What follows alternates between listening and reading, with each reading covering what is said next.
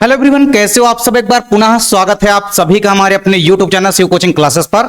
उम्मीद करते हैं आप सभी मस्त होंगे, बेहतर होंगे, आप सभी की पढ़ाई भी अच्छे से चल रही होगी। और आज की इस वीडियो में यहाँ पे हम देखेंगे class 12th biology NCERT chapter 6 हमारा चल रहा है, जिसमें आज की इस वीडियो में हम देखेंगे एक इंपॉर्टेंट टॉपिक, और उस टॉपिक का नाम है हार्डी-वीनबर्ग सिद्धांत, यानी हार्डी-वीनबर्ग प्रिंसिपल। देखिए, ये एक ऐसा टॉपिक है जो कि आपके पेपर के पॉइंट ऑफ व्यू से काफी इंपॉर्टेंट है, और ये एक सरल सा टॉपिक है। लोग बाग इसमें बहुत सारा कंफ्यूज रहते हैं कि कहां से कहां आ गया, कैसे आ गया, लेकिन छोटा सा टॉपिक है और बहुत इजी टॉपिक है। आपको बस कुछ ही चीजों को ध्यान में रखना है। चलिए सबसे पहले समझते हैं हार्डी-वीनबर्ग जो सिद्धांत है। इसमें दो वैज्ञानिक हैं, एक का नाम है हार्डी, दूसरे हैं वीनबर्ग साहब। इन दोनों ने मिलकर के एक सिद्धांत दिया। इन दोनों का जो सिद्धांत था, इसका जो रिजल्ट उन्होंने दिया गणितीय रूप में दिया। जैसे आपने क्या देखा था कि मेंडल ने भी क्या किया था, स्टार्टिंग में मेंडल ने जो भी अपने तीनों नियम दिए थे उन्होंने गणितीय रूप में उनका रिजल्ट निकाला था, जिस कारण से कुछ समय तक मेंडल का जो नियम था असफल रहा, लेकिन बाद में फिर मेंडल के नियम को सफलता मिली। उसमें उसी गणित का जो नियम था उनका, वही आगे चल के यूज हुआ। यानी सिंपल सी बात है कि हार्डी-वीनबर्ग का जो सिद्धांत है, इसमें भी उन्होंने जो अपना रिजल्ट निकाला वो मैथमेटिकल फॉर्म में निकाला, और वो काफी हद तक सही रहा। तो चलिए सबसे पहले समझते हैं जो हार्डी-वीनबर्ग सिद्धांत है, इसमें दो तीन इंपॉर्टेंट पॉइंट है, और अगर आप दो तीन इंपॉर्टेंट पॉइंट को समझ लेते हैं तो डेफिनेट रूप से आपको इस नियम में कुछ भी परेशानी नहीं आएगी। चलिए हार्डी-वीनबर्ग सिद्धांत क्या कहता है। सबसे पहले तो आपको समझना है कि जो हमारा हार्डी-वीनबर्ग सिद्धांत है ये कह क्या रहा है। तो देखिए हार्डी-वीनबर्ग सिद्धांत यह कहता है कि एक जीव संख्या में, मान लीजिए किसी एक जीव की जीनों की संख्या है, सपोज करिए कोई एक जीव है, उस जीव में जीनों की संख्या है, ठीक।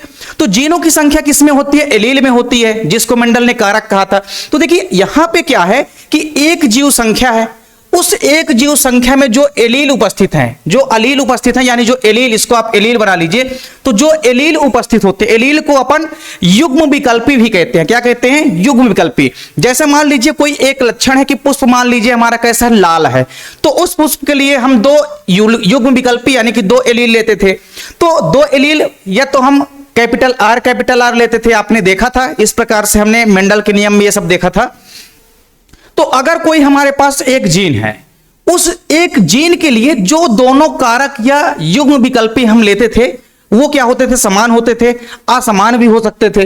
तो देखिए हमारे पास क्या कह रहा है हार्डी-वीनबर्ग का सिद्धांत कि एक जीव संख्या है, हमारे पास कोई एक जीव की संख्या है, उस एक जीव की संख्या के अंदर जो एलील उपस्थित रहेंगे, या आप उसको युग्म विकल्पी भी कह सकते हैं, तो जो एलील या युग्म विकल्पी उपस्थित रहेंगे उनकी जो आवृत्तियां हैं, क्या है, उनकी आवृत्तियां जो है, और उनके जो लोकस हैं, लोकस यानी जो स्थलों सुस्थिर होते हैं, मतलब जो स्थल जो है, स्थल, लोकस का मतलब क्या है, जिनका स्थान यानी लोकेशन क्या हो, निश्चित हो, और वो पीढ़ी दर पीढ़ी जो है निरंतर एक पीढ़ी से दूसरी पीढ़ी में बने रहते हैं।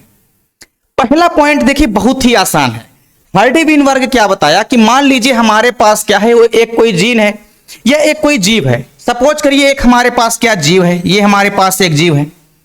अब इस जीव के अंदर आपको पता है कि जीन तो उपस्थित होंगे, आपको यह भी पता है कि जीन किसके अंदर उपस्थित होते हैं, तो जीन उपस्थित होते हैं गुणसूत्रों के अंदर। तो हमारे पास मान लीजिए क्या है, कोई एक गुणसूत्र उपस्थित है ये। अब इस गुणसूत्र के अंदर देखिए, इस गुणसूत्र में क्या उपस्थित होंगे, जीन उपस्थित होंगे। तो यहां पे हमको दो युग्म विकल्पी लेना है, यानी दो एलील लेना है। सपोज करिए यहां पे हमने दो युग्म विकल्पी या एलील ले लिया, एक हमारे पास है, एक कैपिटल ए है, और एक हमारे पास मान लीजिए क्या है, स्मॉल ए है, ठीक। तो क्या कह रहा है कि कोई पर्टिकुलर जीव है, उस जीव के जो दोनों युग्म विकल्पी होंगे, मतलब उस जीव के जो एलील होंगे किसी जीव संख्या पर, मतलब ऐसा लोकेशन जहां पे वो लोकेशन फिक्स हो, कोई एक फिक्स लोकेशन पे, तो यानी एक स्थिर लोकेशन पे, जिसको हम लोकस बोल रहे हैं, तो एक फिक्स लोकेशन पे मान लीजिए कोई जीव है, उस जीव के अगर दोनों युग्म विकल्पी, मतलब उस जीव के जो भी युग्म विकल्पी या एलील होंगे, तो एलील कहां उपस्थित होंगे, जीनों पर, और जीन कहां उपस्थित होते हैं, गुणसूत्रों पर। तो मान लीजिए गुणसूत्र में, अब चूंकि गुणसूत्र कैसे होते हैं, हमेशा जोड़े में होते हैं, तो ये बात मान लीजिए हमारे पास क्या है, गुणसूत्र उपस्थित हैं। अब इन गुणसूत्रों के अंदर मान लीजिए एक गुणसूत्र के अंदर दो एलील उपस्थित हैं, कैपिटल ए और स्मॉल ए। उसी प्रकार जो दूसरा गुणसूत्र है, यहां पे जो हमारे पास एलील उपस्थित है, ये मान लीजिए क्या है, कैपिटल वी, और इसमें एक और उपस्थित है एलील, वो क्या है, हमारा स्मॉल वी। क्या है, स्मॉल वी। तो अब क्या कह रहा है कि ये पीढ़ी दर पीढ़ी क्या होते हैं, पीढ़ी दर पीढ़ी सेम जाते हैं, मतलब पीढ़ी दर पीढ़ी इनकी आवृत्तियां जो है बदलती नहीं रहती है। मतलब पूरे के पूरे F1 पीढ़ी में और F2 पीढ़ी में, मतलब पहली जनरेशन में और दूसरी जनरेशन में जो इनकी आवृत्तियां होगी वो बिल्कुल भी परिवर्तन नहीं होगा उसमें।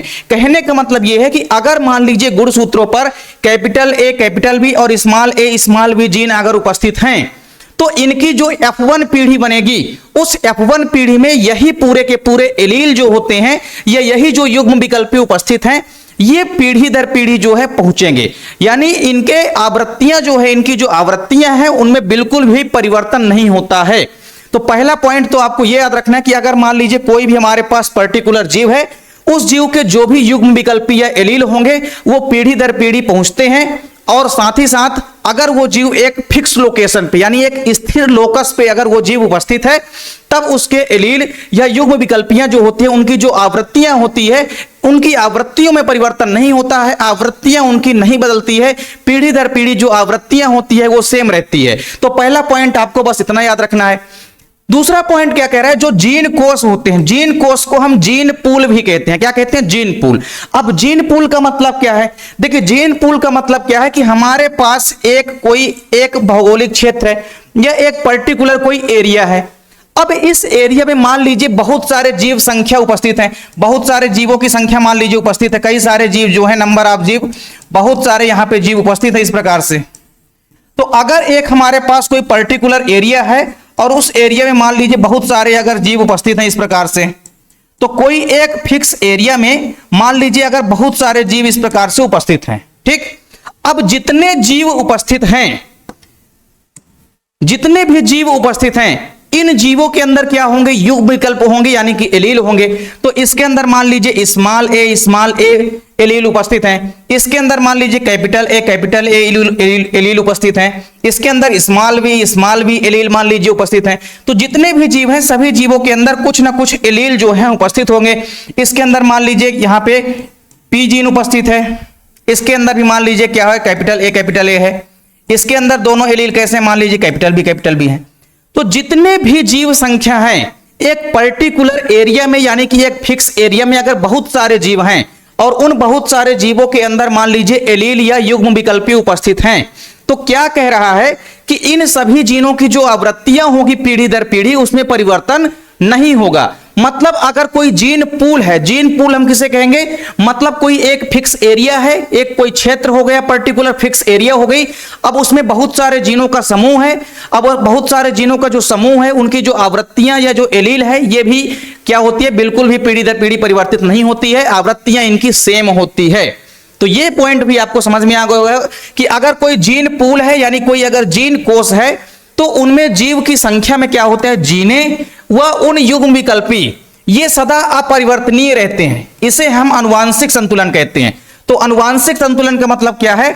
आनुवांशिक संतुलन का मतलब क्या है कि अगर कोई हमारे पास एक फिक्स एरिया है और उस फिक्स एरिया में बहुत सारे जीव रह रहे हैं और सभी जीवों के अंदर बहुत सारे जीन उपस्थित हैं, तो उन जीनों के जो युग्म विकल्पी होंगे यानी ये सभी जीन हैं और ये सभी जीनों की जो एलील है यहाँ पे, तो सभी के सभी एलील ये जब अगली पीढ़ी में जाएंगे तो इनकी आवृत्तियां बिल्कुल भी बदलेगी नहीं। यानी यहां पे हमारे कई सारे जीव हैं और जीन पूल है। जो जीन पूल का मतलब है जीनों का समूह। तो बहुत सारे जीव हैं तो यानी बहुत सारे जीनों का समूह है। यहाँ पे कैपिटल पी जीन का समूह है, ए जीन का समूह है, बी जीन का समूह है, स्मॉल बी जीन का समूह है। तो कोई हमारे पास एक बहुत बड़ा क्षेत्र है या एक हमारे पास कोई पर्टिकुलर एरिया है, उस एरिया में बहुत सारे मान लीजिए जीव उपस्थित हैं, तो उन बहुत सारे जीवों के अंदर बहुत सारे जीन भी उपस्थित होंगे। तो उनके जीन में भी परिवर्तन नहीं होगा और जो जीन के युग्म विकल्पी या एलील हैं वो भी सदा अपरिवर्तनीय रहते हैं, मतलब उनमें भी परिवर्तन नहीं होता है। तो आपने ये समझा यहाँ पे कि मान लीजिए हमारे पास क्या है? कोई पर्टिकुलर एक एरिया है। इस एरिया को हम मान लीजिए क्या बोल रहे हैं? Gene pool. क्या बोल रहे हैं इसको हम बोल रहे हैं जीन पूल। क्या बोल रहे हैं? इसको हम बोल रहे हैं जीन पूल या जीन कोष आप कह सकते हैं। तो ये हमारे पास क्या है? एक जीन कोष है। क्या है? जीन कोष। अब इस जीन कोष के अंदर मान लीजिए बहुत सारे क्या है? यहाँ पे बहुत सारे जीव हैं, यहाँ पे हमारे अंदर बहुत सारे जीव हैं, ठीक। इस जीन पूल के अंदर बहुत सारे जीव हैं। अब जितने के सारे जीव हैं इनके अंदर आपको क्या देखने को मिलेगा? सभी के जीवों के अंदर क्या होगा? जीन होगा। तो मान लीजिए इसके अंदर ए जीन है, पहले वाले जीव के अंदर ए जीन है, इसके बाद B C D E F G, मान लीजिए सभी के पास क्या है, जीन उपस्थित है। अब उन जीनों की जो आवृत्तियां होगी, जैसे मान लीजिए इसके अंदर ए जीन उपस्थित है, इसके अंदर बी जीन उपस्थित है, इस जीव के अंदर मान लीजिए सी जीन है, इसके अंदर मान लीजिए डी जीन है, इसके अंदर ई, और इसके अंदर मान लीजिए एफ हो गया, और इसके अंदर मान लीजिए क्या हो गया, जी हो गया। तो अब यहां पे जितने भी जीन आपको दिखाई दे रहे हैं, एक हमारा जीन पूल है, जीनों का समूह हो गया, बहुत सारे जीव हैं, उन सभी जीवों के अंदर क्या है, जीन उपस्थित हैं। तो जितने भी जीन हैं, इन जीनों की आवृत्तियों में परिवर्तन नहीं होगा। पहली बात, मतलब ये सभी के सभी जीव जब पहली पीढ़ी में पहुंचेंगे, पहली पीढ़ी से जब इनकी दूसरी पीढ़ी प्राप्त होगी, तो उनमें जीनों की जो आवृत्तियां हैं और जो जीन हैं, ये परिवर्तन नहीं होगा। मतलब जितने सारे जीन पूल के अंदर जीन हैं, इन जीनों में कोई भी परिवर्तन नहीं होगा। जब भी ये अगली पीढ़ी में जाएंगे, मतलब इस जीव से इसकी जब पहली पीढ़ी बनेगी, तो इसकी पहली पीढ़ी जो बनेगी उसके अंदर भी यही जीन उपस्थित रहेगा, ई जीन। उसी प्रकार ये जो हमारा डी वाला जीन वाला जीव है, इससे जब इसकी पहली पीढ़ी प्राप्त होगी, F1 पीढ़ी प्राप्त होगी, तो उसमें भी जीन हमारा कौन सा रहेगा, डी ही रहेगा। मतलब एक पीढ़ी से दूसरी पीढ़ी पर जाने पर जीनों में परिवर्तन नहीं होता, यह बताया हार्डी वेनबर्ग ने। और यह भी बताया कि जीनों के जो एलील हैं या युग्म विकल्पी हैं, मान लीजिए इसके अंदर दो युग्म विकल्पी हैं, इसके अंदर मान लीजिए दो कैपिटल वी और कैपिटल वी।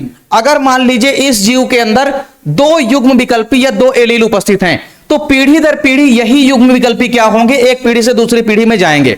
मतलब एक पीढ़ी से दूसरी पीढ़ी में नई आवृत्तियां नहीं पैदा होगी।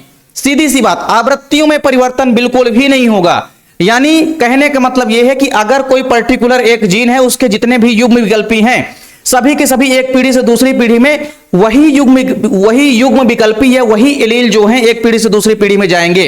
अगर मान लीजिए हमारे पास ये एक गुणसूत्र है, इस गुणसूत्र पर अगर मान लीजिए यहां पे स्मॉल ए, यहां पे स्मॉल बी और यहां पे स्मॉल सी, ये तीनों जीन अगर उपस्थित हैं, तो मान लीजिए यही तीनों जीन जो हैं अगली पीढ़ी में जाएंगे।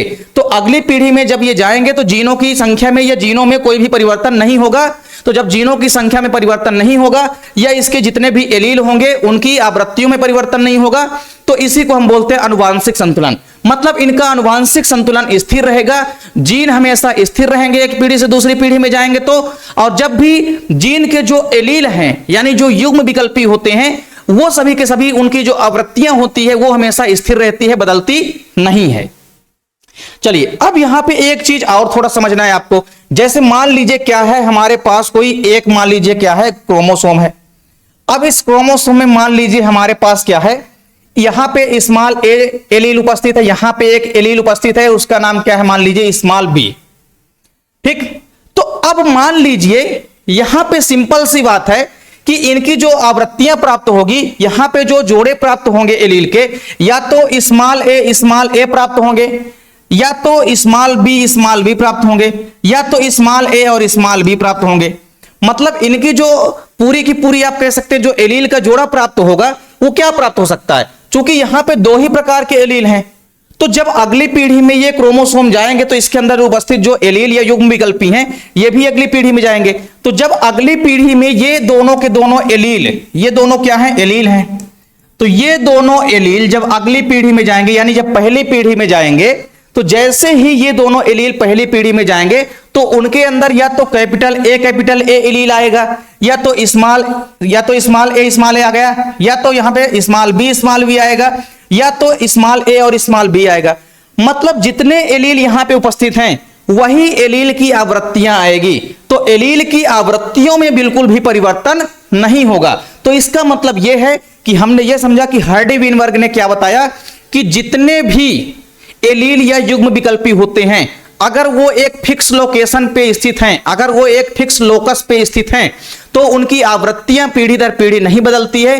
पीढ़ी दर पीढ़ी उनकी आवृत्तियां जो है अपरिवर्तनीय रहती हैं। मतलब जो इनकी आवृत्तियां होगी वो हमेशा स्थिर रहेगी, उनमें कोई भी परिवर्तन नहीं होगा। इसी को हम कहते हैं अनुवांशिक संतुलन। तो सबसे पहले तो आपको अनुवांशिक संतुलन क्या है ये चीज समझ में आ गई होगी। अब एक चीज और यहां पे कह रहा है, तीसरा पॉइंट, कि सभी एलील की जो आवृत्तियां होती है वो कितनी होती है, केवल और केवल एक होती है। क्या होती है, सभी एलील की जो आवृत्तियां होती है वो एक होती हैं। अब आवृत्तियां एक क्यों है भैया, आवृत्तियों में जब परिवर्तन नहीं हो रहा है मतलब सेम के सेम जो हमने एलील लिया है वही एलील जब पहली पीढ़ी में और दूसरी पीढ़ी में आ रहे हैं, उनकी आवृत्तियों में जब परिवर्तन नहीं हो रहा है तो उनकी आवृत्ति तो एक ही होगी। तो यह चीज भी हार्डी वीनबर्ग ने बताई कि सभी एलील की जो आवृत्तियां होती है वो कितनी होती है, एक होती है। इसी के लिए उन्होंने एक सूत्र यानी कि फार्मूला भी बनाया। अब देखिए उन्होंने फार्मूला क्या बनाया, उन्होंने कुछ इस प्रकार से फार्मूला बनाया। उन्होंने क्या बताया कि मान लीजिए हमारे पास यहां पे दो गुणसूत्र उपस्थित हैं, यहां पे हमारे पास दो गुणसूत्र मान लीजिए क्या है उपस्थित हैं, ठीक। अब उन्होंने क्या कहा कि मान लीजिए इसमें से एक गुणसूत्र के अंदर जो हमारा एलील उपस्थित है वो कैसा है, प्रभावी है। तो इसमें मान लीजिए यहां पे जो हमारा एलील उपस्थित है, यहां पे जो हमारा एलील उपस्थित है मान लीजिए वो क्या है, कैपिटल पी। क्या है, कैपिटल पी। और इस वाले गुणसूत्र के अंदर जो हमारा एलील उपस्थित है वो है कैपिटल, वो है क्यू। क्या है, वो है क्यू, ठीक। तो इतना आपको समझ में आ गया कि हमारे पास दो क्रोमोसोम है। अब क्रोमोसोम के अंदर जीन उपस्थित होते हैं, तो जीनों के जो एलील यहां पे उपस्थित हैं, तो एक गुणसूत्र पर हमारा जो एलील उपस्थित है वो क्या है, कैपिटल बी, और यहां पे एक में उपस्थित है क्यू, ठीक।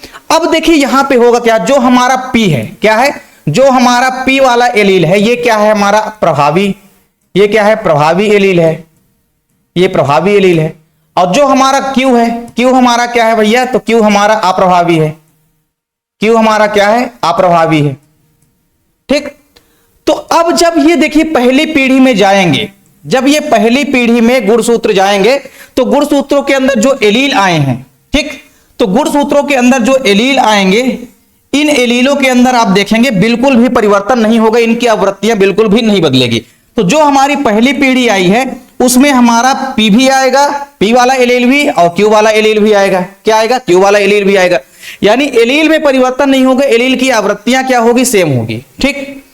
अब इससे मान लीजिए हमारा दूसरी पीढ़ी तैयार हो रही है, तो मान लीजिए इस गुणसूत्र से हमारी जो दूसरी पीढ़ी तैयार हो रही है, एक इसको आप ऐसा भी बना सकते हैं, इसको आप इस प्रकार से भी बना सकते हैं, जैसे मान लीजिए यहां पे हमने ये पी वाला गुणसूत्र बनाया, आप अलग से बना सकते हैं कि ये हो गया हमारा क्यू वाला, ठीक। तो देखिए यहां पे हमारे क्या थे, स्टार्टिंग में जब हमने यहां पे प्रभावी पी एलील लिया और यहां पे अप्रभावी क्यू एलील लिया, तो जब पहली पीढ़ी में ये पहुंचे, मान लीजिए ये पहली पीढ़ी है F1 पीढ़ी, तो इस F1 पीढ़ी में जो गुणसूत्र आएंगे, मतलब जो एलील आएंगे सेम आएंगे, यही पी वाला एलील आएगा पहली पीढ़ी में और क्यू वाला एलील आएगा, मतलब एलीलों की आवृत्तियां बिल्कुल भी नहीं बदली। तो जब इनकी आवृत्तियां नहीं बदली तो यहां पे देखिए इन्होंने क्या बताया, एक फार्मूला बनाया। फार्मूला इन्होंने क्या बताया, P plus Q is equal to 1। ये फार्मूला बनाया किसने, हार्डी वीनबर्ग साहब ने। इन्होंने क्या बताया कि जो हमारा प्रभावी एलील है और जो हमारा अप्रभावी एलील है, इन दोनों की आवृत्तियां कितनी है, एक है। मतलब इनकी आवृत्तियों में बिल्कुल भी परिवर्तन नहीं होगा, भले ही ये पहली पीढ़ी में जाएं और पहली पीढ़ी से फिर दूसरी पीढ़ी में जाएं, एलील की संख्या में परिवर्तन नहीं होगा, या एलील की जो आवृत्तियां होगी वो अपरिवर्तनीय रहेंगी, मतलब परिवर्तन नहीं होगा। तो कुल मिलाकर के इन्होंने फार्मूला बनाया P plus Q is equal to 1। इसका मतलब क्या था कि जो हमारा प्रभावी एलील है और जो हमारा अप्रभावी एलील है, इन दोनों की आवृत्तियां कितनी होती है, एक होती है। एक का मतलब क्या है कि आवृत्तियों में बिल्कुल भी परिवर्तन नहीं हुआ, तो इनकी जो आवृत्तियां हैं वो एक ही रह गई। अब मान लीजिए यही गुणसूत्र जब जाएंगे किसमें, दूसरी पीढ़ी में, तो जब दूसरी पीढ़ी में यही गुणसूत्र जाएंगे तो उनमें भी आपको क्या दिखाई देगा, उनमें भी आपको यही चीज दिखाई देगा, उनमें भी सेम वही पी एलील रहेगा और क्यू एलील रहेगा। मतलब दूसरी पीढ़ी में जब ये गुणसूत्र चले जाएंगे फिर भी उनमें एलील जो है अपरिवर्तनशील रहेंगे, मतलब एलीलों में परिवर्तन नहीं रहेगा, उनकी जो आवृत्तियां हैं वो सेम प्रकट होगी पीढ़ी दर पीढ़ी, तो आवृत्तियों में बिल्कुल भी परिवर्तन नहीं होगा। तो यहां पे आप समझेंगे कि जैसे मान लीजिए ये पहली पीढ़ी है, अब इसी की मान लीजिए दूसरी पीढ़ी अगर बनाना है, तो दूसरी पीढ़ी के लिए आप अगर रिजल्ट बनाएंगे तो आप कैसे बना सकते हैं, तो हम यहां पे क्या कर सकते हैं, P प्लस क्यू का क्या कर सकते हैं, स्क्वायर कर सकते हैं, और इधर एक का भी आप क्या कर दीजिए, स्क्वायर कर दीजिए दूसरी पीढ़ी के लिए। तो दूसरी पीढ़ी मतलब 2 का वर्ग कर दीजिए सभी में। जैसे आप लोग a प्लस बी का होल स्क्वायर पढ़े हैं मैथ में, a प्लस बी का होल स्क्वायर आप लोग क्या पढ़ते हैं, a का वर्ग प्लस 2ab प्लस b का वर्ग, ये फार्मूला आप लोग पढ़े होंगे। तो देखिए उसी प्रकार से यहां पे अगर दूसरी पीढ़ी के लिए हमको रिजल्ट तैयार करना है, तो दूसरी पीढ़ी में भी क्या हो जाएगा, यहां पे p स्क्वायर हो जाएगा प्लस 2pq हो जाएगा, यहां पे प्लस q स्क्वायर हो जाएगा, यहां पे इज इक्वल टू 1 ही रहेगा। मतलब दूसरी पीढ़ी में भले ही यहाँ पे एलील हमारे पहुंच चुके हैं, एलील की जो आवृत्तियां हैं उनमें बिल्कुल भी परिवर्तन नहीं हुआ है, उनमें सेम प्रकार के एलील उपस्थित हैं। यही एलील उपस्थित है, पी एलील और क्यू एलील आप यहां पे भी देख सकते हैं, सेम यहां पे एलील उपस्थित हैं। जो पहली पीढ़ी में पी और क्यू एलील उपस्थित थे, वही एलील जो है आपके दूसरी पीढ़ी में यानी कि F2 पीढ़ी में भी उपस्थित हैं। अब इनके फार्मूले में आप क्या देखेंगे कि ये जो हमारा पी स्क्वायर आया, मतलब इसको आप 2 बार पी लिख सकते हैं। तो ये जो पी हमारे पास आया है, मतलब जो पी स्क्वायर है, ये हमारा किसको रिप्रेजेंट करता है? ये क्या है? हमारा प्रभावी होता है। क्या होता है? प्रभावी होता है। और साथ ही साथ 2p है मतलब समयुग्मजी, तो p का स्क्वायर मतलब 2p आ जाएंगे यहाँ पे। तो ये क्या है भैया हमारा? ये है हमारा प्रभावी समयुग्मजी। इसका रिजल्ट क्या निकलेगा कि प्रभावी समयुग्मजी आ गए, ये आ गए प्रभावी और समयुग्मजी, प्रभावी और समयुग्मजी आ गए। फिर ये जो हमारा 2pq है, 2pq क्या है भैया? यहाँ पे देखिए, अब आपको पता है कि p हमारा क्या है? प्रभावी है, और q हमारा क्या है? अप्रभावी है। तो यहां पे दोनों मिल गए हैं, p और q दोनों आ रहे हैं। तो जब दोनों साथ में है तो यहां पे ये क्या हो जाएंगे भैया? विषमयुग्मजी हो जाएंगे। ये p और q दोनों साथ में आ गए। अगर p होता तो समयुग्मजी होता, q होता तो भी समयुग्मजी होता। अब यहां पे p और q दोनों आ गए, तो ये क्या कहलाएंगे? ये कहलाएंगे विषमयुग्मजी। क्या कहलाएंगे? ये कहलाएंगे विषमयुग्मजी। तो ये हो गए भैया आपके विषमयुग्मजी। अब यहां पे जो q का वर्ग है, q का वर्ग मतलब यहां पे 2 बार आप q लिख सकते हैं, तो 2 बार यहां पे q आया है। इसका मतलब क्या है कि जो q है हमारा वो क्या है? अप्रभावी एलील है। तो यहां पे जो हमारा q आया है, q क्या है हमारा भैया? सबसे पहली चीज तो आप देख सकते हैं समयुग्मजी अवस्था में, क्योंकि 2 q हैं, तो ये आ गए समयुग्मजी। और साथ ही साथ q आपको क्या पता है? ये आपको पता है कि q क्या है? हमारा अप्रभावी एलील है। तो ये हो गया हमारा अप्रभावी और समयुग्मजी। तो इनकी आवृत्तियां दूसरी पीढ़ी में भी क्या है? दूसरी पीढ़ी में भी क्या है? आवृत्तियां एक ही है। क्यों एक है? क्योंकि दूसरी पीढ़ी में भी कोई नई आवृत्ति नहीं आई है, सेम वही आपके एलील आए हैं। क्योंकि आपके एलील बिल्कुल भी पहली पीढ़ी में और दूसरी पीढ़ी में बिल्कुल भी चेंज नहीं हुए, कोई भी नए एलील नहीं आए। और क्यों नहीं आए कोई भी नए एलील? क्योंकि इनकी आवृत्तियां क्या होती है? हार्डी विनबर्ग ने बताया कि इनकी आवृत्तियां एक ही होगी। अब ये दूसरी पीढ़ी से मान लो अगर तीसरी पीढ़ी में चले जाएंगे तब भी आप इसका रिजल्ट निकाल सकते हैं। अगर मान लीजिए तीसरी पीढ़ी का अगर आप निकालेंगे तो सेम आपको क्या करना पड़ेगा? यहां पे आप 3 का वर्ग कर देंगे, ठीक, इधर भी आप 3 कर देंगे, तो इधर तो एक ही रहेगा आपका। और इधर आपका a प्लस बी का जो होल क्यूब्ड का फार्मूला है आपका, उसको आपको लिखना पड़ेगा। तो उसमें भी आपको क्या दिखाई देगा कि समयुग्मजी विषमयुग्मजी में और दोनों चीजें प्राप्त होगी हमको। समयुग्मजी प्रभावी भी प्राप्त होंगे, उसमें भी विषमयुग्मजी प्रभावी भी प्राप्त होंगे। तो इस प्रकार से आप देखेंगे कि आपको एलील की आवृत्तियां समान दिखाई देगी। भले ही इनकी संख्या 2 से बढ़ के 3 हो जाएगी, पी की संख्या 2 से 3 हो जाएगी, लेकिन इनकी आवृत्तियां नहीं बदलेगी। आवृत्तियों का मतलब है कि एलील नहीं बदलेंगे। तो एलीलों की आवृत्तियां नहीं बदलती है, हमेशा एलील जो है पहली पीढ़ी से दूसरी पीढ़ी में, दूसरी पीढ़ी से तीसरी पीढ़ी में समान बने रहते हैं। एलील की आवृत्तियां बिल्कुल भी नहीं बदलती है। जीन पोल में अगर आप जाएंगे तब भी इनकी आवृत्तियां या जीनों की संख्या जो है, जीन की आवृत्तियां नहीं बदलती है। तो सिंपल सी बात है, हार्डी विनबर्ग साहब ने बताया कि हमारे पास कोई एक जीव है पर्टिकुलर, और वो एक फिक्स लोकेशन पे स्थित है, तो उसके जीनों की जो आवृत्तियां हैं, जो एलील की या युग्म विकल्पी हैं, उनकी आवृत्तियां जो है हमेशा स्थिर रहती है, जो कि एक पीढ़ी से दूसरी पीढ़ी में क्या होते हैं? जाते हैं। तो एक पीढ़ी से दूसरी पीढ़ी पर पूरी की पूरी आवृत्तियां सेम जाती है, मतलब जो एलील या युग्म विकल्पी होते हैं वही एक पीढ़ी से दूसरी पीढ़ी में जाते हैं, उनमें बिल्कुल भी परिवर्तन नहीं होता है। पहली पॉइंट तो ये बताया उन्होंने। और ये बताया कि सभी एलील की आवृत्तियां जो होती है वो एक होती है। क्यों? क्योंकि यही एक आवृत्ति जो है पी और क्यू, यही जो है एक पीढ़ी से दूसरी पीढ़ी में जा रही है, फिर दूसरी पीढ़ी से तीसरी पीढ़ी में जा रही है, मतलब एलीलों में बिल्कुल भी परिवर्तन नहीं हो रहा है। तो एलील की आवृत्तियां कितनी होती है? एक होती है। तो ये आप देख सकते हैं, इसका रिजल्ट भी आ चुका है। तो प्रभावी समयुग्मजी भी आते हैं, कुछ विषमयुग्मजी आते हैं और कुछ अप्रभावी समयुग्मजी आते हैं। कभी कभी इससे संबंधित आपकी एग्जाम में क्वेश्चन भी पूछ लिया जाता है। क्वेश्चन आपकी एग्जाम में पूछ सकता है। कैसे क्वेश्चन पूछ सकता है आपके एग्जाम में? जैसे मान लीजिए आपके एग्जाम में क्वेश्चन क्या दे देगा कि प्रभावी सब किसी भी जीन पूल में प्रभावी समयुग्मजी की संख्या मान लीजिए दे दी गई है 50, ठीक। अब अगर आपको दे दिया गया है कि आपको निकालना है अप्रभावी समयुग्मजी की संख्या, तो आप आसानी से निकाल सकते हैं। बस मान रख दीजिए, आप p का मान दिया है तो p की जगह में मान रख दीजिए। 2pq का मान ज्ञात करना है, q का मान भी अगर मान लीजिए आपको दिया है तो p और q का मान रख दीजिए, 2pq का मान ज्ञात कर दीजिए।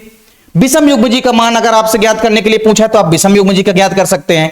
जब विषमयुग्मजी का मान ज्ञात करने के लिए पूछेगा तो इन दोनों का मान तो ऑलरेडी दिया रहेगा, तो इन दोनों का मान अगर दिया है तो आप विषमयुग्मजी यानी कि 2pq का मान आप ज्ञात कर सकते हैं आसानी से। तो कई सारे क्वेश्चन आपके नीट में भी इससे पूछे जाते हैं।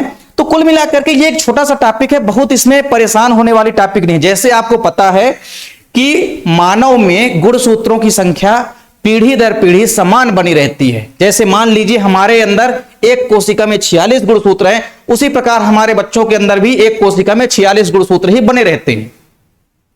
तो गुणसूत्रों की संख्या जैसे नहीं बदलती है, उसी प्रकार से गुणसूत्रों के अंदर चूंकि जीन उपस्थित होते हैं, तो हार्डी वीनबर्ग साहब ने बताया कि जो जीन होते हैं, उन जीनों की जो एलील होते हैं, उन एलीलों की आवृत्तियां हमेशा समान रहती है। जीन की जो आवृत्तियां हैं, एलील की जो आवृत्तियां हैं, या जो युग्म विकल्पी होते हैं, तो युग्म विकल्पी या जो एलील होते हैं, इनकी आवृत्तियां बिल्कुल भी नहीं बदलती है, इनकी आवृत्तियां जो है हमेशा एक रहती है। ये बताया हार्डी वीनबर्ग साहब ने। ठीक, तो आपको तीनों पॉइंट उम्मीद करता हूं यहां पे कि समझ में आ गई होगी। तो हार्डी वीनबर्ग का सिद्धांत सबसे पहले उन्होंने बताया कि अगर एक पर्टिकुलर कोई जीव संख्या है, तो उसमें जो भी एलील उपस्थित रहेंगे, उनकी आवृत्तियां जो है और उनके लोकस हमेशा सुस्थिर रहते हैं, मतलब हमेशा स्थिर रहते हैं, बदलते नहीं हैं, जो कि एक पीढ़ी से दूसरी पीढ़ी तक निरंतर रहते हैं। मतलब एक पीढ़ी से दूसरी पीढ़ी पर वही एलील या वही युग्म विकल्पी जाते हैं, उनमें बिल्कुल भी परिवर्तन नहीं होता है। पहला पॉइंट ये बताया उन्होंने।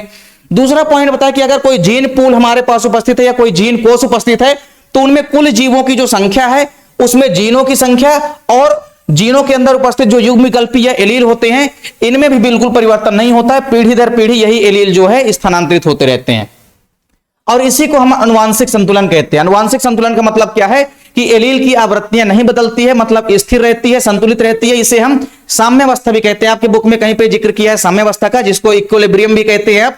तो साम्यावस्था जो है स्थिर रहती है। साम्यावस्था का मतलब यह है कि एलील की आवृत्तियां नहीं बदल रही है, स्थिर है, इसका मतलब साम्यावस्था में।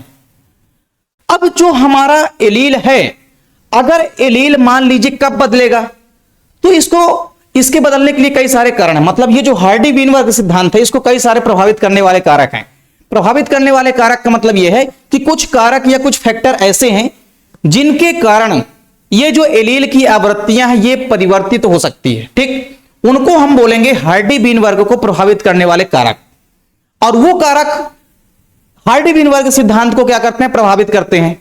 प्रभावित करते हैं, इसका मतलब यह है कि हार्डी वीनबर्ग साहब ने तो यह बताया कि जो एलील होते हैं, उनकी आवृत्तियां क्या होती है, एक होती है, साम्यावस्था में होती है आवृत्तियां। बिल्कुल भी एक पीढ़ी से दूसरी पीढ़ी में जब आवृत्तियां जाती है एलील की, उसमें कोई भी परिवर्तन नहीं होता है। लेकिन बाद में यह देखा गया कि कई सारे ऐसे कारण हैं, कई सारे ऐसे फैक्टर हैं या कई सारे ऐसे कारक हैं जो कि एलील की आवृत्तियों में परिवर्तन कर सकते हैं। अब वो कारक कौन कौन से हैं, तो आपको थोड़ा सा यहां पे समझना पड़ेगा। देखिए यहां पे जो कारक है, इसको भी आपको थोड़ा सा समझना है। तो 5 घटक ऐसे हैं या 5 कारक या फैक्टर ऐसे हैं जो कि हार्डी वीनबर्ग के साम्यता को, मतलब चूंकि हार्डी वीनबर्ग का जो सिद्धांत है साम्यावस्था पर है, अपरिवर्तनीय है, मतलब एलील की आवृत्तियां नहीं बदल रही है, साम्यावस्था पर है, स्थिर है। तो इसको 5 ऐसे कारक हैं जो कि प्रभावित करते हैं। हार्डी वीनबर्ग सिद्धांत को 5 कारक ऐसे हैं जो प्रभावित करते हैं। पहला कारक क्या है, देखिए जीन पलायन या जीव प्रवाह। सपोज करिए, मान लीजिए यहां पे एक हमारे पास ये क्षेत्र है, एक हमारे पास ये क्षेत्र है। अब यहां पे मान लीजिए लाल रंग की चिड़िया जो है, लाल रंग की चिड़िया जो है यहां पे उपस्थित है। यहां पे लाल रंग की चिड़िया क्या है, उपस्थित है। और यहां पे नीले रंग की चिड़िया उपस्थित है। किस रंग की, नीले रंग की चिड़िया मान लीजिए यहां पे क्या है, नीले रंग की चिड़िया यहां पे उपस्थित है। ठीक, तो अब नीली चिड़िया और लाल चिड़िया है। अब किसी कारणवश जो नीली चिड़िया है, इनके अंदर भी कुछ ना कुछ जीन या एलील उपस्थित होंगे। उसी प्रकार जो लाल चिड़िया है, इसके अंदर भी कुछ ना कुछ एलील उपस्थित है। तो अब मान लीजिए नीली चिड़िया किसी कारणवश इसका प्रवाह हो गया कहां, इस वाले क्षेत्र पे, मतलब लाल चिड़ियों के पास हो गया। तो अगर किसी एक पर्टिकुलर एरिया से कोई जीव जो है पलायन कर जाता है, दूसरी जगह उसका प्रवाह हो जाता है, दूसरी जगह चला जाता है, तो जब दूसरी जगह आ जाएगा तो यहां के जीन पोल की जो आवृत्तियां होगी वो क्या हो जाएगी, बदल जाएगी। तो जो आवृत्ति एक थी वो बदल करके कुछ और हो सकती है, 2 3 कुछ भी हो सकती है। तो कहने का मतलब यह है कि जीन पलायन का मतलब है कि अगर कोई 2 एरिया है और किसी दूसरी एरिया से चल करके मान लीजिए कोई जीव आ गया, पहली एरिया में रहने लग गया, तो इसका मतलब क्या है, इसका मतलब यह है कि जब वो अलग से जीव आया, दूसरी जगह से चल करके कोई जीव आया और एक दूसरे भौगोलिक क्षेत्र में रहने लगा, तो वहां के जो जीव थे उनके अंदर कुछ और जीन के एलील थे, और वो जो पर्टिकुलर कोई दूसरी चिड़िया मान लीजिए आई है दूसरे क्षेत्र में, उसके अंदर के जीन के एलील और थे। तो एलील की आवृत्तियां यहां पे बदल जाएगी।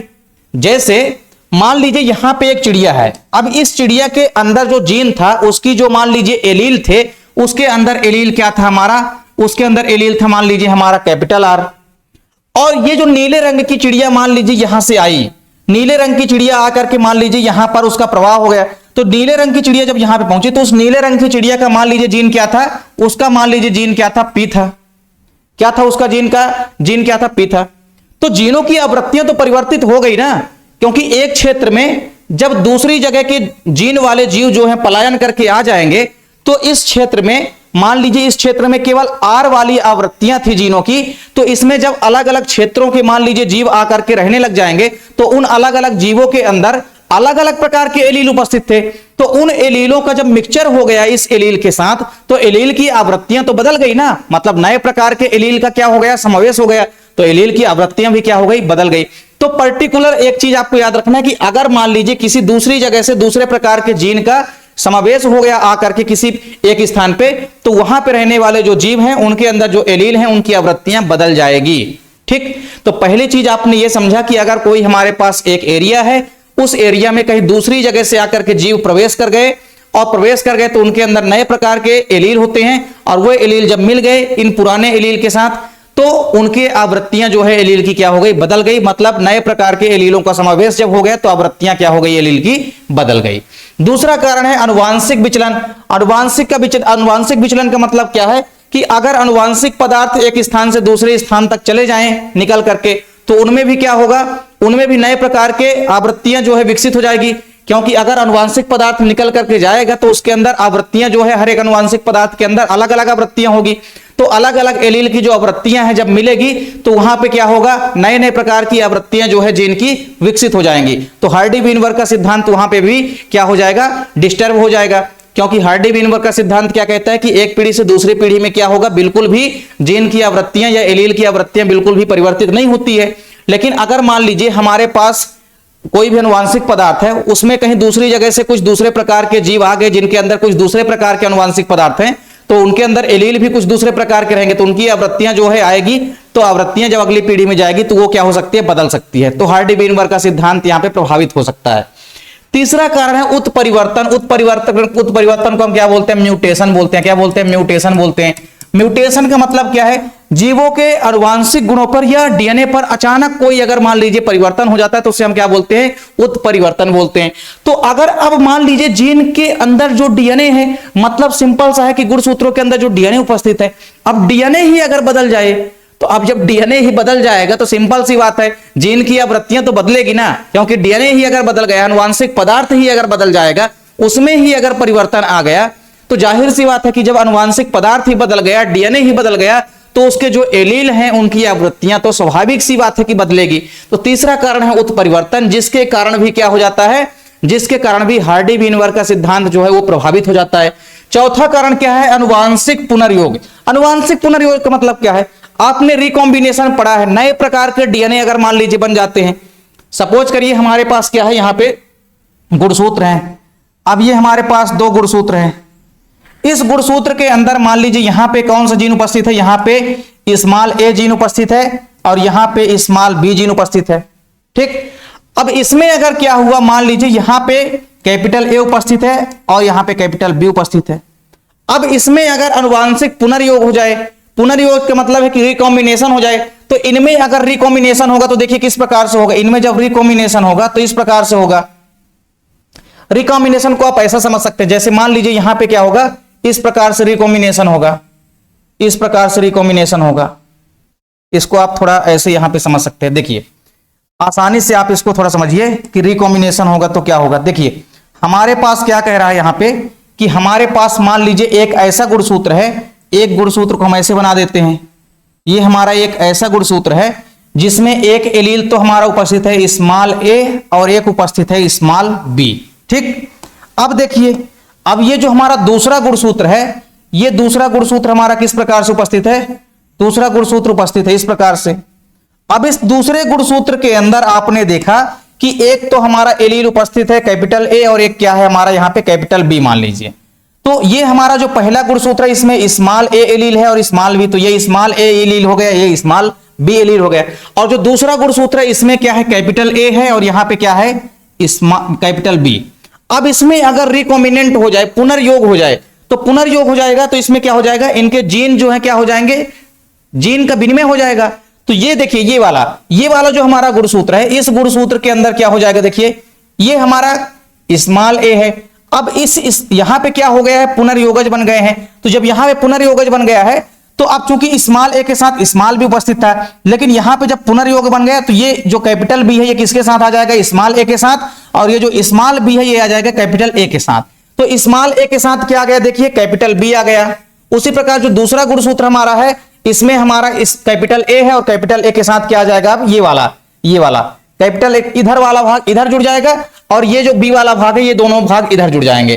तो यानी यहां पे जीन का क्या हो जाएगा, विनिमय हो जाएगा। तो जब जीन का विनिमय हो गया यानी कि रिकॉम्बिनेंट डीएनए बन गया, तो जब नया प्रकार का डीएनए बन गया तो उनकी आवृत्तियां भी क्या हो जाएगी, चेंज हो जाएगी। आवृत्ति आप देख सकते हैं चेंज कैसे हो गई।